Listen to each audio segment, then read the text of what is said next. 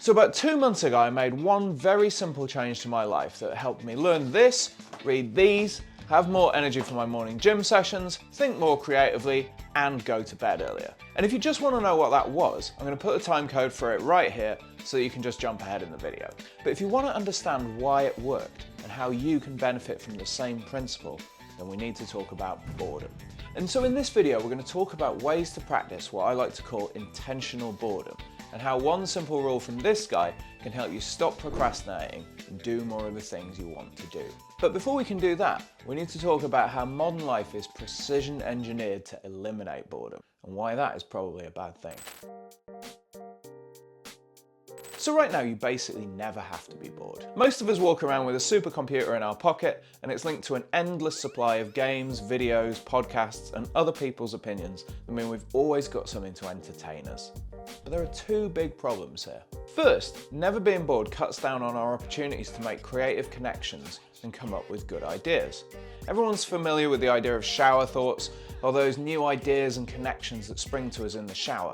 That's because being in the shower is typically one of the only times of day that we aren't stimulated, and the times when our brain switches on what's called its default mode network, which is involved in everything from daydreaming to what's called social cognition. And that can happen at other times of the day too, like when you're doing the washing up or just when you're walking around. But by filling those little gaps with external stimulation, what we're doing is cutting down on our opportunities to make those connections and daydream and think. The other problem with embracing constant stimulation is that it makes work or practice less appealing. Yeah, it's relaxing to go on social media or play a game, but afterwards you won't really want to get back into your workflow because you're going from an activity that's been engineered by very smart people to be addictive and push all your dopamine buttons to one that doesn't do any of those things.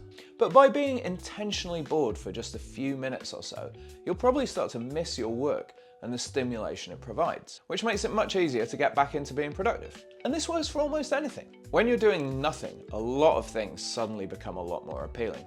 So there are basically 3 rules that I follow to cultivate what I'm calling intentional boredom. The first one is just not flicking through my phone when I'm out and walking around, which means that I've got at least half an hour a day where I can just relax, listen to a bit of music, and just think about things. I'm lucky that I live in a beautiful city for walking, which makes this even nicer and means I can just sort of enjoy the greenery and chill out.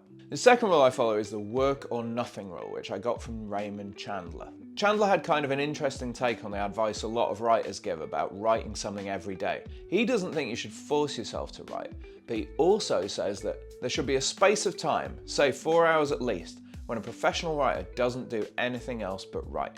He doesn't have to write, and if he doesn't feel like it, he shouldn't try. He can look out of the window or stand on his head or writhe on the floor, but he is not to do any other positive thing. Either write or nothing. And so that's the work or nothing rule. If you're trying to do something creative, don't force it, but don't do anything else. Sit, look out of the window, chill out, but resist the urge to do anything else that feels productive. And then the third change I made is the one I mentioned at the start of the video that let me go to bed on time and sleep a lot better, but still fill my evenings with productive stuff. And that is to leave my laptop in a drawer after 8 p.m. If I do that, it immediately cuts out about 90% of all that brain distracting stuff that I could do, and all I'm left with is the stuff I actually want to do, whether that's reading books, learning music, or even watching a film. By the way, a nice little bonus is that I can't procrastinate too much during the day and promise myself I'll catch up on work at night because I know the laptop's going away. But there's one more way to think about this, because embracing intentional boredom is really just the start of a process that can help us to fix our relationship with the modern world. And if you'd like to learn more about that, I've done a whole video about it right here. Thanks for watching.